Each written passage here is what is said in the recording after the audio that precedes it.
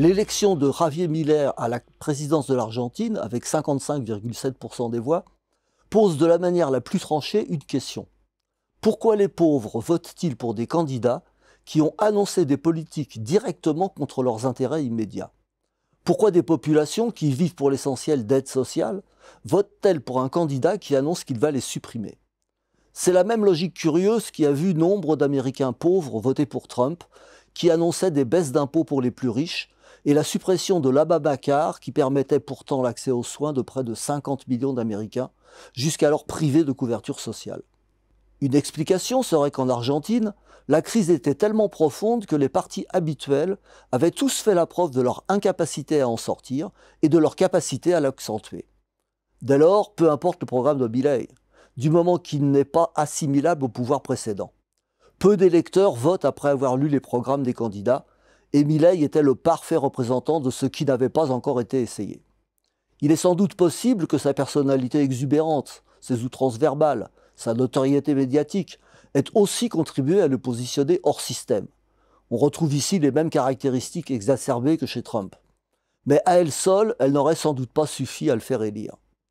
On a là un mécanisme fatal de l'enfoncement dans une crise par la disqualification des alternatives en compétition qui se partageaient le pouvoir plus ou moins en alternance, pour se tourner vers des formations extrémistes qui n'ont pas encore eu l'occasion d'être testées par la population.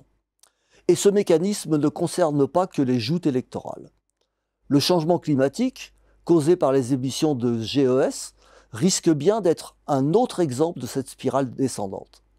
Les émissions globales continuent à croître, et les solutions qui nous sont proposées pour les réduire montrent clairement leur insuffisance, puisque loin de le faire, elles n'arrivent même pas à les stabiliser.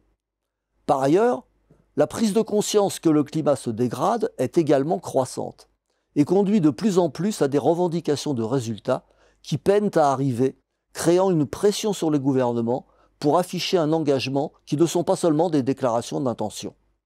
Aussi, il y a fort à craindre que la montée simultanée de la croissance des émissions et de la prise de conscience de la nécessité d'agir efficacement conduisent à se tourner vers ce qui n'a pas encore été essayé, à savoir la géo-ingénierie, qui se trouve mentionnée pour la première fois dans le dernier rapport du GIEC d'avril 2022 comme une partie de la solution, avec le captage du CO2 ou la manipulation du rayonnement solaire.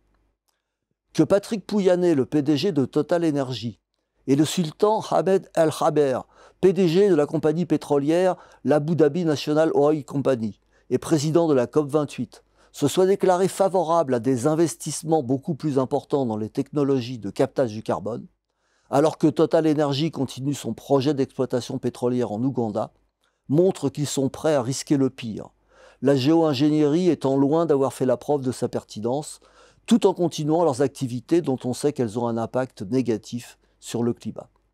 Nous en sommes là, au pied du mur, sans voir d'issue crédible et incapables de puiser dans le passé proche des raisons d'espérer.